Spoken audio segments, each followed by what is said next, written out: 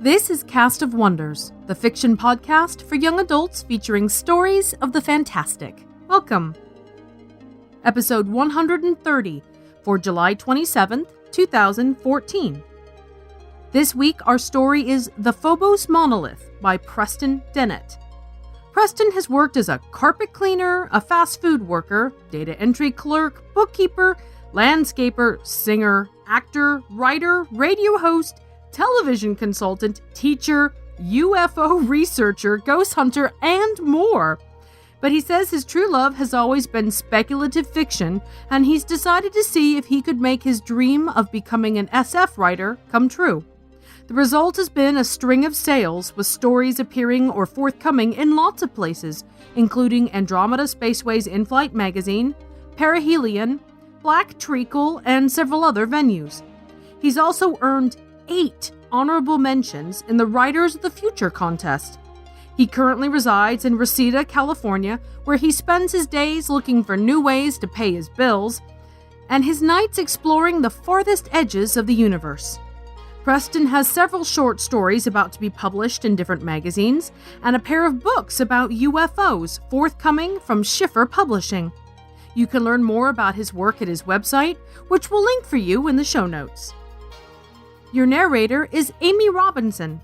Amy is a voiceover actress and character talent who's recently read several very excellent stories for Escape Pod, which you may have heard, including Black Swan Oracle, Immersion, and The Heart of the Machine.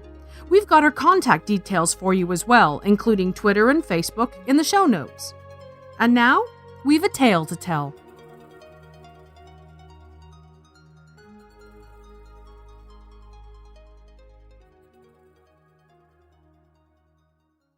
The Phobos Monolith by Preston Dennett.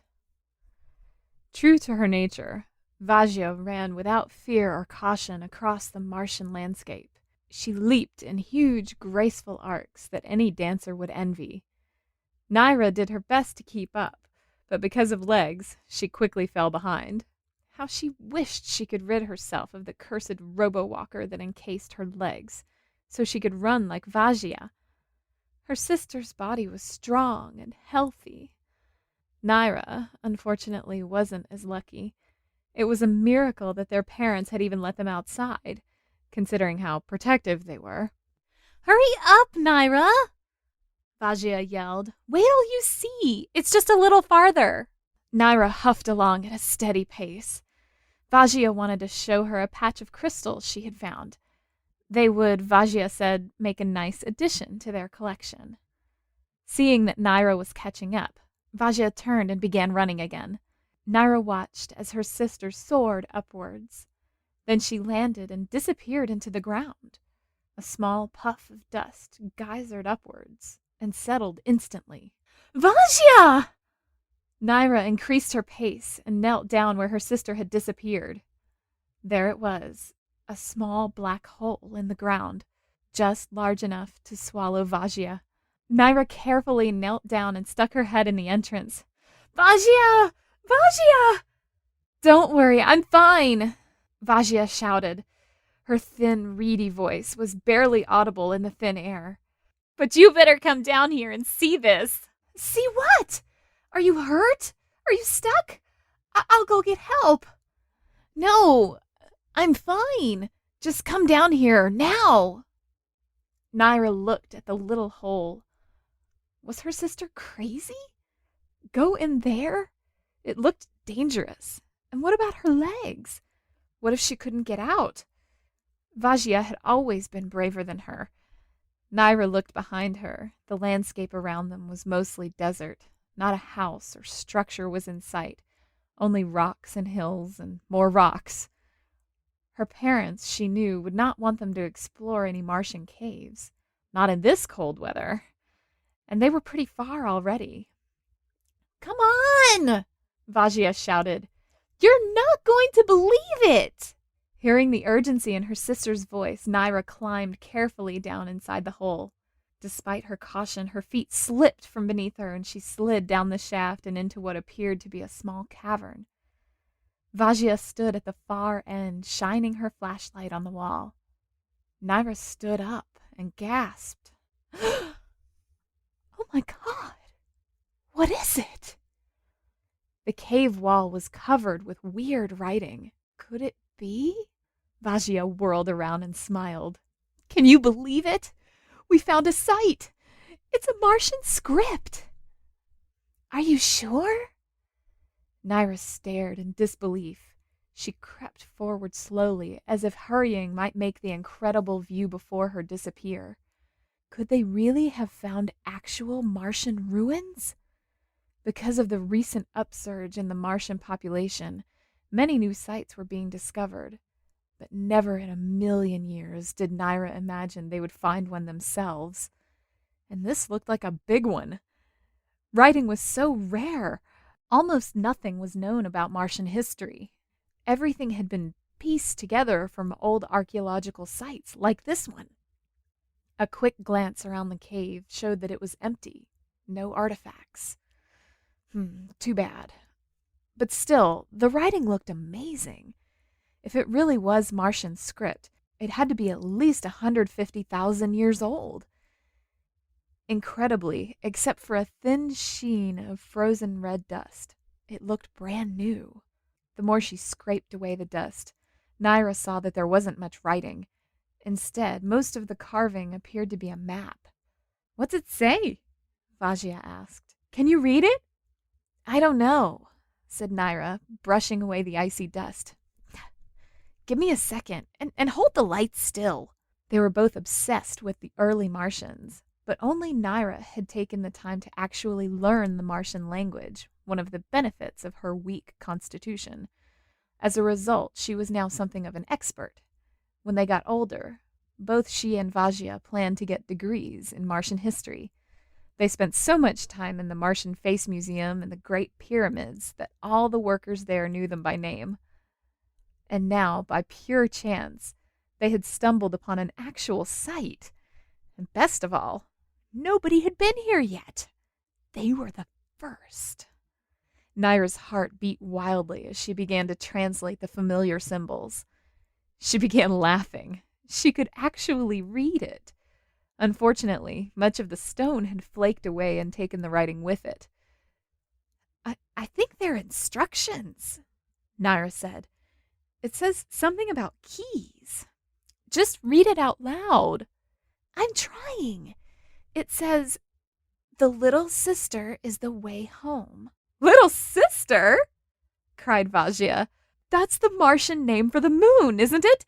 That's what they called Phobos. That's right, said Naira. And look up here.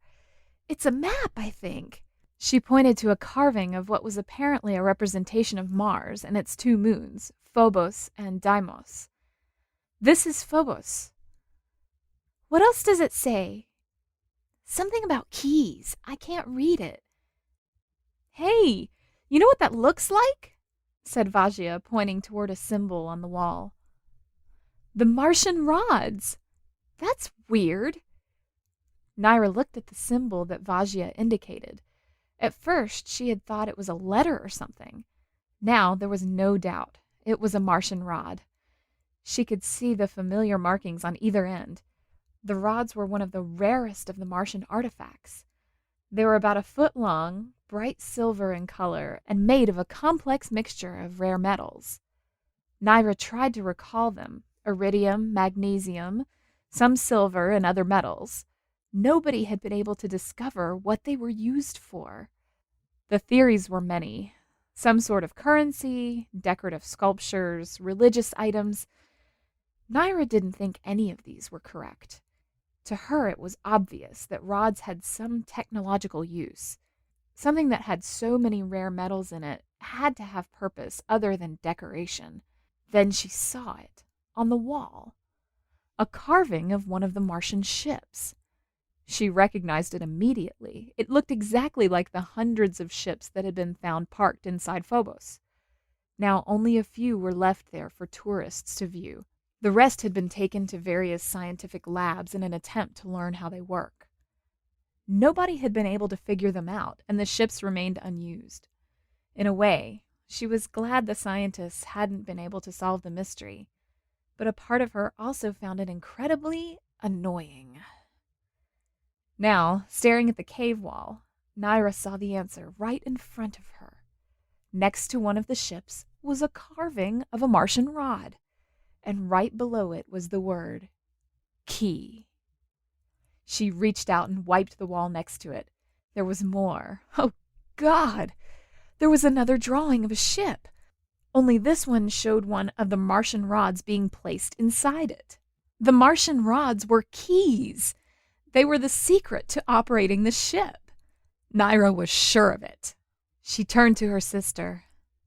"The rods," she said, "they're keys. They used them to start the ships." "Oh my God, Naira, do you know what this means?" "We have to tell someone." "No! Are you kidding? We can't tell anybody." "Why not?" asked Naira. "This is huge. We have to tell somebody." "No," Vajia protested. "You know what will happen? This site will be roped off and studied by so-called experts. We'll never get to set foot inside here again. Don't you see? We can't tell anybody. At least, not yet." "Why not?" Naira asked, suddenly suspicious of her sister. She could see by Vajia's expression that she was thinking about doing something. "Vajia, what are you planning?" "What if you're wrong? What if they're not keys? What if you're wrong, or worse, what if you're right and nobody believes you? Don't forget, we're teenagers. Nobody's going to take us seriously." Naira frowned. "They will if we show them the site," she thought. "Just tell me what you're planning." Vajia grinned. "We made this discovery. We deserve to test it out. You say the rods are keys? Well, let's get one. Let's get a rod, go to Phobos, and try it ourselves." "Are you kidding?" "No. Why should we let someone else have all the fun? It's our discovery." Naira sighed and shook her head. She loved Vajia, but sometimes she was impossible.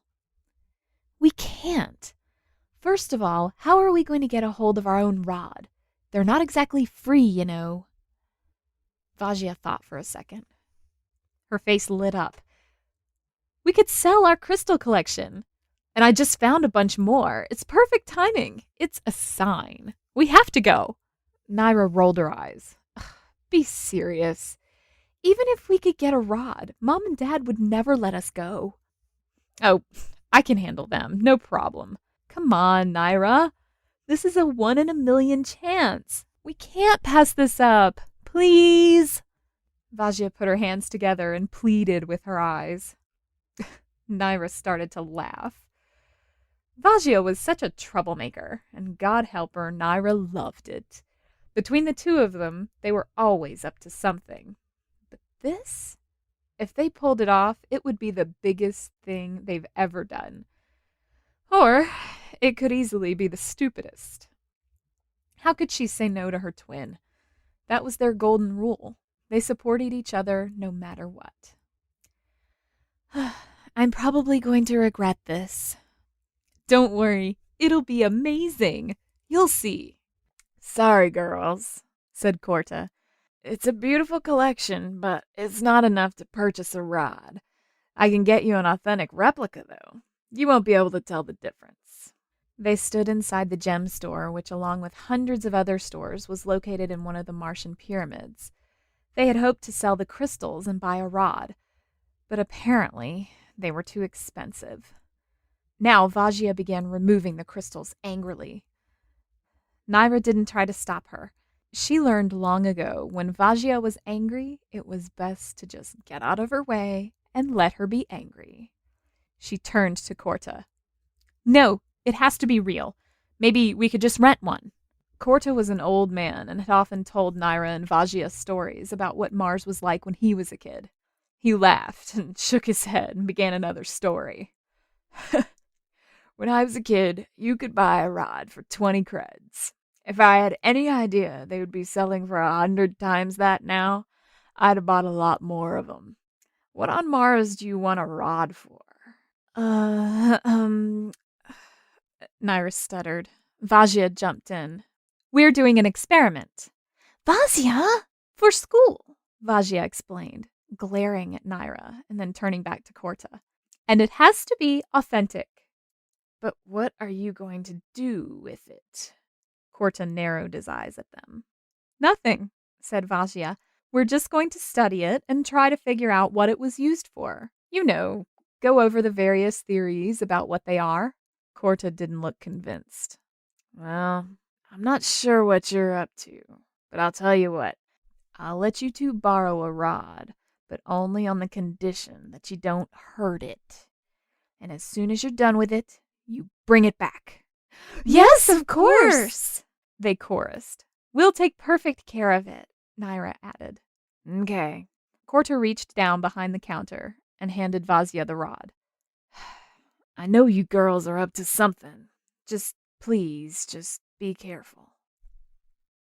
Always, said Vazia. Don't worry. Uh-huh, he said, still unconvinced. But he smiled as they took the rod and their crystals and hurried away. Naira looked at the rod and back at Vajia, who was grinning. Ready for the next step? Vajia asked. Naira sat next to Vazia, who had insisted on having a window seat. The shuttle was packed full of tourists, most of them from Earth. Most Martians had been to Phobos hundreds of times, including Naira and Vajia, who had been there probably more than most Martians. It wasn't a long trip. Even now, they could see the tiny dot that was Phobos increasing in size. They would be there in mere minutes. How on Mars did you convince Mom and Dad to let us go? Vajia laughed. It was easy. I lied. Vazia? I'm sorry, but it was the only way they were going to let us go. What did you tell them? Actually, I didn't. They don't know we're up here. What? Vazia? Don't worry. I told them we were at Shiren's house. We were going there anyway. It was perfect. I told Shiren where we are. She'll cover for us. Naira groaned. Oh, Mom and Dad are going to kill us if they find out. Don't worry, said Vazia. They won't find out. Will you stop worrying? This is supposed to be fun. We should have told them. No way! Like you said, they would never have let us go. It doesn't matter now anyway. Why not? Look outside. We're here. Naira was shocked to see how big Phobos appeared. It surprised her every time. From the surface of Mars, it was just a tiny white dot floating in the sky. But up close, it was a giant mountain. Of all the Martian artifacts, Naira had always found Phobos to be the most amazing of all, particularly because of the Phobos monolith. Other than the Martian face, and of course the Martian pyramids, the Phobos monolith was one of the most obvious artifacts. The huge tower was originally discovered by amateur astronomer Ephraim Palermo. Located near Stickney Crater, it towers almost 300 feet high. At first, it was believed to be an unusually large boulder. But in 1989, the Russians sent a probe which was destroyed by a defense system left in place on Phobos by the original Martians. That's when Earth realized Phobos was more than it appeared. When they finally got past the defenses, they discovered that the Phobos monolith was actually a doorway. Phobos was hollow, and inside were thousands of Martian ships of all sizes. It was the third biggest archaeological find on Mars, beaten only by the Martian face and the pyramids. And now they were there. And if she was right, Naira thought, they had an actual key to a Martian ship. The shuttle lurched and snapped into the airlock with a loud bang, followed by a hiss. Warm air swept past them as the door opened. The tourists hopped out of their seats and rushed to exit. Vajia grabbed Naira's arm, suddenly nervous. Are we really going to do this? What? Said Naira. You're not backing out on me now. She pulled Vajia's arm and dragged her out of her seat and into the line of people. Both of them knew the entire interior of Phobos by heart. They had been down all the corridors and into all the chambers, including some that most of the public wasn't allowed to visit. They had been there so many times that the tour guides and the security guards knew them well. Unfortunately, most of the guards and guides also knew that the twins were mischievous, and kept a close eye on them. Only a few of them were cool, allowing them to go into the restricted areas. This time they were lucky. Their tour guide was Hal. He was just barely older than they were and totally cool. He didn't even bother to ask them what they were up to. He just lifted the rope that kept out the public and let them slip inside. He knew what they wanted. The only thing to see on Phobos was the ships, and the best place to see the ships was in the main chamber, which was closed to the public except for special occasions. The main chamber was the biggest room inside Phobos, and it was at least twice the size of a football stadium. From what Naira had read, the entire chamber was originally packed with ships. Now only a few rows of ships remained for public viewing. They floated down the corridor, bouncing up and down in the almost non-existent gravity. Vajia began laughing. Shh, Naira said. We don't want anyone to hear us. Don't worry. Nobody's here. I can't believe we're about to do this.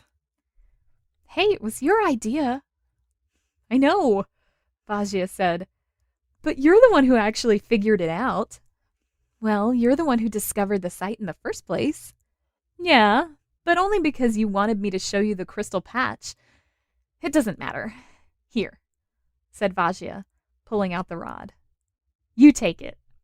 Are you sure? Naira asked, handling the rod much more carefully than Vajia was.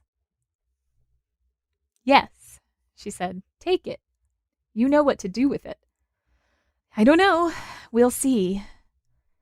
By now, they had arrived at one of the ships. Most of the ships were identical in size.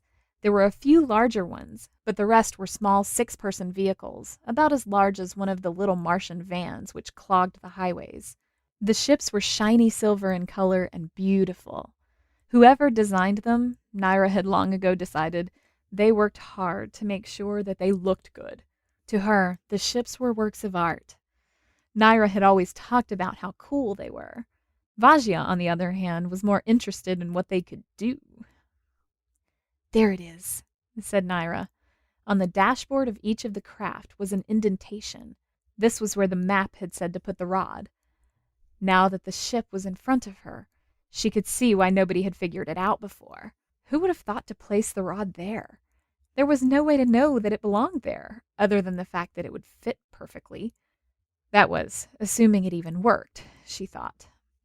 Naira sat in the left front seat, and Vajia sat in the right. Naira held the rod over the spot. This is where the map says to put the key. Are you ready?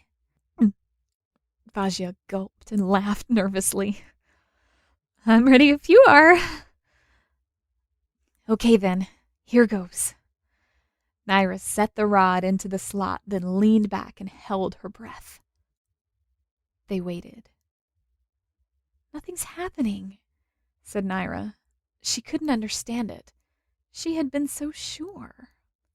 See, said Vajia, reaching out and wiggling the rod to make sure it was in place. This is why we didn't tell anyone. I don't get it. The map said it was a key. Naira reached out and touched the rod. It felt normal, cool and slick like always.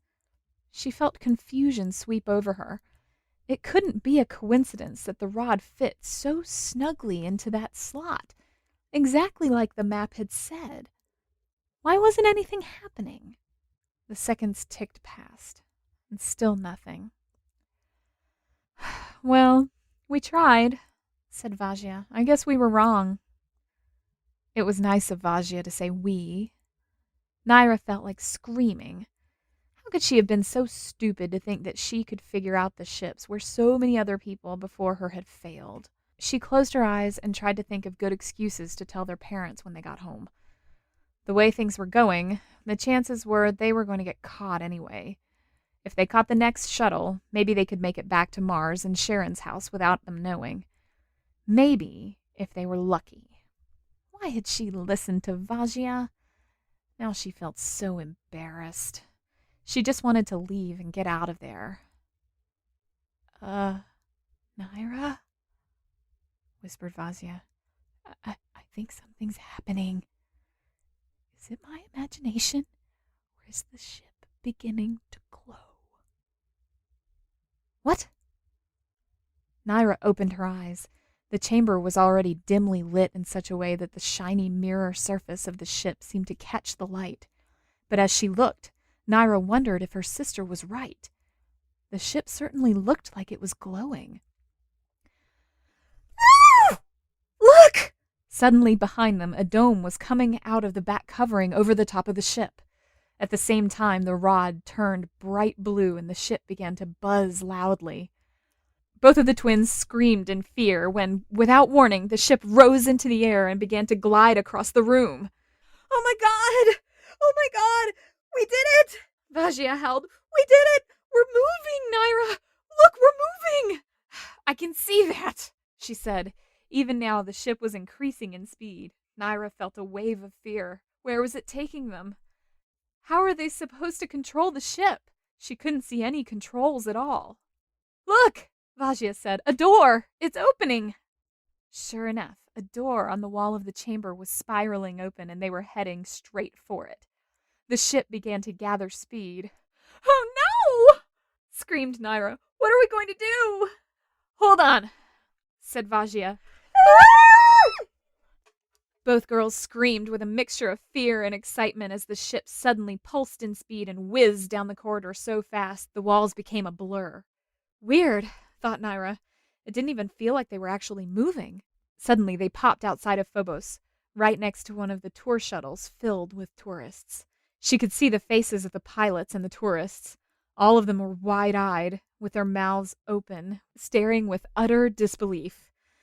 Vajia began giggling, but her laughter was cut short when the shuttle stopped, paused, and headed directly for them. Quick!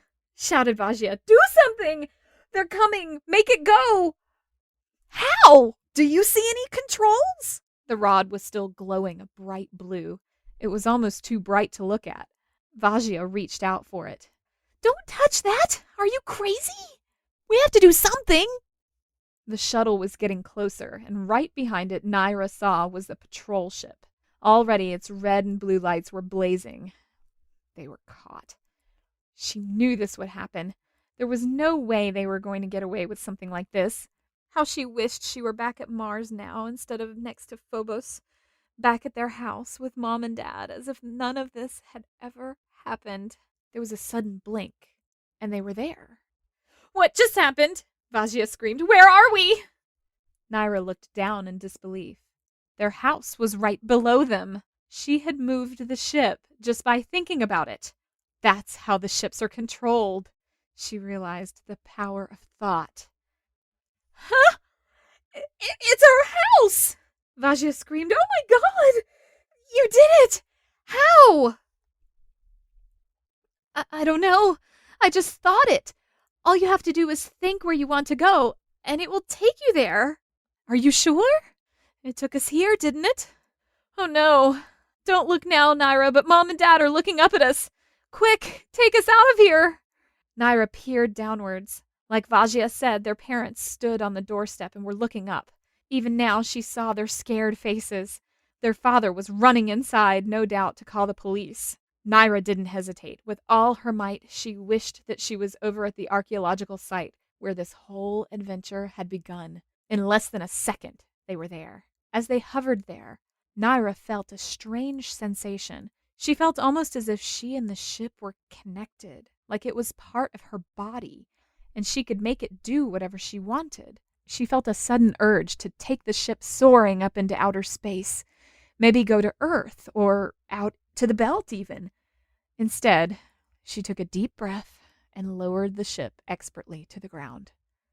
Vajia looked at her in wonder. How did you do that? Naira beamed proudly. I told you. It's easy. All you have to do is think. It doesn't matter, Vajia, Naira said. She felt herself beginning to panic. What had they done? What are we going to do? What do you mean? I think it's obvious. Let's go for a ride. I'm serious, Vajia. I don't know if you realize it, but we've just stolen a Martian ship. I'm pretty sure that's illegal. We're in a lot of trouble. You're wrong. Well, maybe we bent the rules a teensy bit, but it won't matter. Look what we've done, what you've done. figured out how to operate the Martian ships. That's huge! There's no way they can send us to jail. We're heroes, Naira. Everybody's going to be thrilled about what we've done. Vajia made a good point, Naira thought, but it didn't erase the fact that what they had done was wrong. And despite Vajia's assurances, Naira knew how unfair adults could be. Yes, people would be happy they had discovered how to operate the ships, but right now, they were still in deep trouble. "Do you think Mom and Dad know it was us?" Vajia asked. "I hope not," Naira said. Being chased by the patrol was bad enough, but the thought of their parents finding out what they've done. Naira shuddered to think how they would react. "Vajia," Naira said, "we have to take the ship back. It's not ours. You know that, right?" "Of course I do. Just not yet. I was thinking, nobody knows that it was us that stole it. If we're careful, we might be able to bring it back without anybody knowing." "Are you kidding? Even if they haven't figured out that it was us, Phobos will be crawling with security. We won't get anywhere near there without being seen." "Well, maybe we could leave the ship somewhere. Of course, either way, then we wouldn't get the credit for having discovered how the ships work." "Or the blame for stealing it," said Naira. They looked at each other, trying to decide what to do. As if reading Vajia's mind, Naira suddenly knew exactly what her sister was thinking. Yes, they broke the law, but they had made a huge discovery. It was only fair that they got credit for it. "As usual," said Vajia, "you're right. We have to take it back. But please, let's take it for a ride first." "We can't," said Naira. "I'm sure they're already looking for us." "We have to, Naira. We'll never have another chance again. After what we've done, they'll probably never let us near another ship for as long as we live." Naira sighed. Vajia was causing more trouble, and again, Naira was unable to say no. "Okay," said Naira, "but we have to be careful." "Yippee!" "Do you want to drive?" Naira asked. Vajia didn't hesitate. "Not a chance," she said. "You drive. You deserve it." Naira felt tears come to her eyes. Her entire life, she had been unable to move very well because of the bones in her legs. Vajia had no idea what it was like, and yet, at the same time, Vajia totally understood. Letting Naira drive the ship was Vajia's way of showing that she really did understand. There was no reason to wait any longer. They were already in trouble anyway. What harm could one more teensy-weensy little trip do? Besides, this was her chance to really feel what it was like to be free. Naira could already feel the ship, as if it was her own body. It took no effort to rise into the air and zoom speedily into the crisp blue Martian sky. Vajia screamed with delight. She reached over and squeezed Naira's shoulder. Naira looked over and they shared that special look that only the two of them shared, where they knew exactly what the other was thinking. Vajia was thinking, "This is the coolest thing that's ever happened to us." Naira was thinking the exact same thing. Naira maneuvered the ship until they were out of the Martian atmosphere. Then she swooped down and flew directly over the Martian face. She had never seen it from this perspective and was impressed how huge it was. Next, they soared over the Martian pyramids, this time swooping low enough so that people could see them. After that, they took off and circled over Olympus Mons, which was the biggest mountain on all of Mars. Finally, Naira took the ship back into outer space and began doing loops and spins until both of them were laughing so hard they could hardly breathe. Then Naira got an idea. She looked over at Vajia. "Watch this," Naira said. She was going to surprise her sister. She spotted a particular bright star and, using all her willpower, concentrated with all her might. "Make it happen," she thought. "Take me to that star." Suddenly, the stars around them began to swirl like snowflakes in a blizzard. It was like they were in the center of a snow globe. In an instant, they were there, a blazing ball of fire, and they were the tiniest speck next to it. Naira looked over at Vajia, who stared back with amazement. Vajia looked back where they had come from and got a concerned look on her face. "Naira," she asked, "where are we?" Naira looked over at the sea of stars and got a stab of fear. They all looked the same. Which one was the sun? Where was Mars? Naira calmed herself and tried to concentrate. Just think of home, she thought. She imagined soaring back to Mars, floating over their house and landing. Naira, Vajia said, nothing's happening. What are we going to do? Quiet! I'm concentrating. Naira felt the ship and sensed the power pulsing through it. Take me home, she thought. Take me to Mars. To her great relief, the stars began to swim around them and whoosh! The next thing they knew, they were landing down next to their home. Slowly, the ship settled to the ground. See? Said Naira. I did it. We're back home. Naira? Said Vajia. Look. Naira had been looking at her sister. Now she looked outside and gulped. Surrounding them were dozens of patrol vehicles and patrol officers. Behind them were their parents. Just beyond their parents was a row of reporters and camera people recording everything that happened. And beyond them was a huge crowd of people. Naira estimated that there must be 1,000 people out there.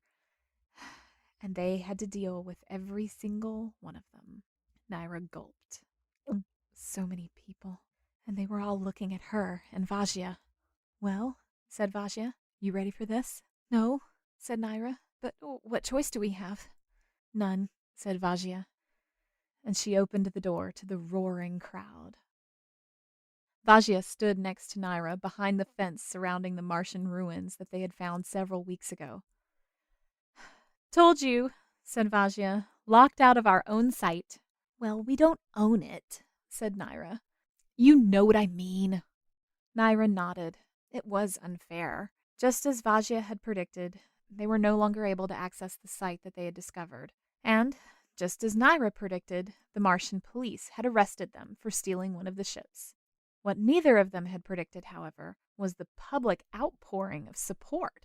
The Martian people considered them heroes, and the fact that 2 teenagers had discovered the secret to powering the Martian ships became interplanetary news.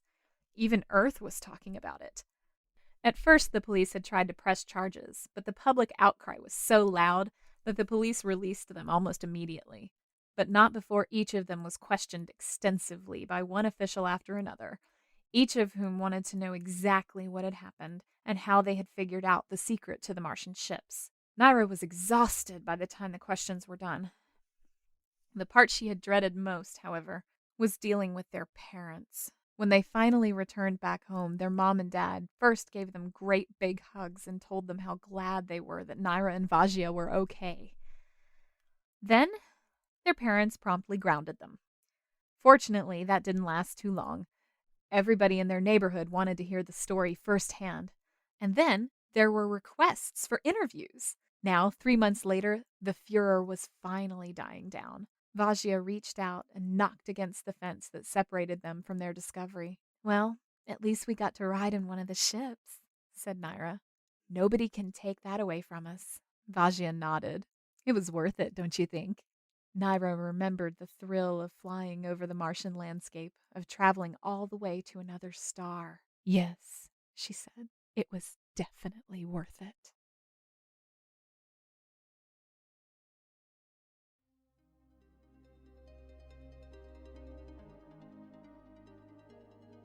This story was actually inspired by real events. While researching the planet Mars and its 2 moons, Phobos and Deimos, Preston discovered that there were many unusual geological features which have yet to be explained. The Martian face, the Martian pyramids, and the Phobos monolith as featured in this story all actually exist. In his story, he wanted to explore what it might be like if these formations were real alien artifacts, whose origins still remained a mystery. Join us next week for Survivor by Josh Roseman. Hello everyone, your editor Marguerite Kenner here. If you're a regular listener, then by now you've heard me do our weekly donation call so many times that you may know it by heart. So I've decided to shake things up a bit and give you a bit of an inside perspective. There have been a variety of different comparisons used by crowdfunders to illustrate how many people giving small amounts makes donating easy. A popular one is the price of a cup of coffee. For example, how if a project's fan base forgoes a weekly trip to their caffeinated beverage purveyor of choice, the project would be overwhelmed by success. It sounds trite, but that's not an exaggeration. It's true. For fiction podcasts, the average donation rate of listeners usually hovers around a single %, and we are eternally grateful to those generous individuals. But instead of asking for your caffeinated beverage money, I want to make a comparison for you because I don't think a podcast is that much like a cup of coffee. I think it's like an anthology. Take your average anthology fiction book. I'll give you an example.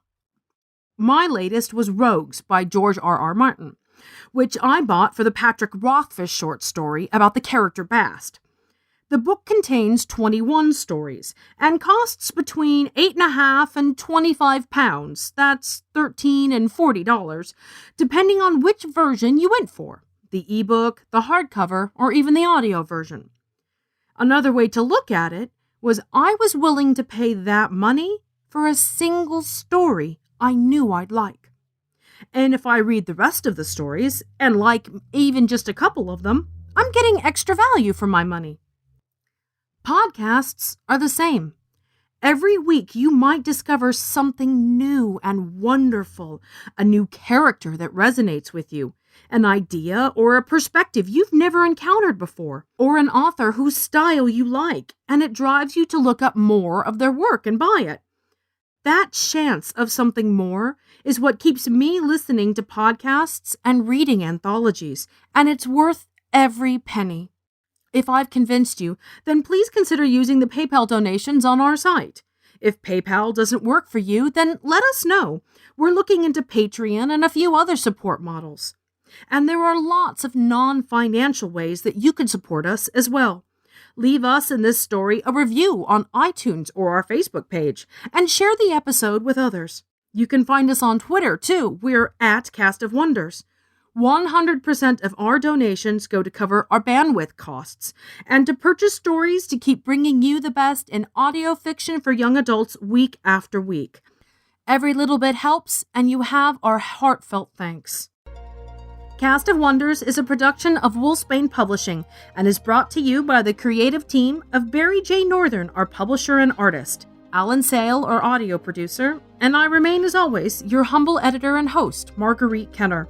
Our episodes are released under a Creative Commons Attribution, Non-Commercial, No Derivatives license. Please share it, but please don't change it. Our theme, Appeal to Heavens, is by Alexei Nov from musicalley.com. And thanks as always for listening.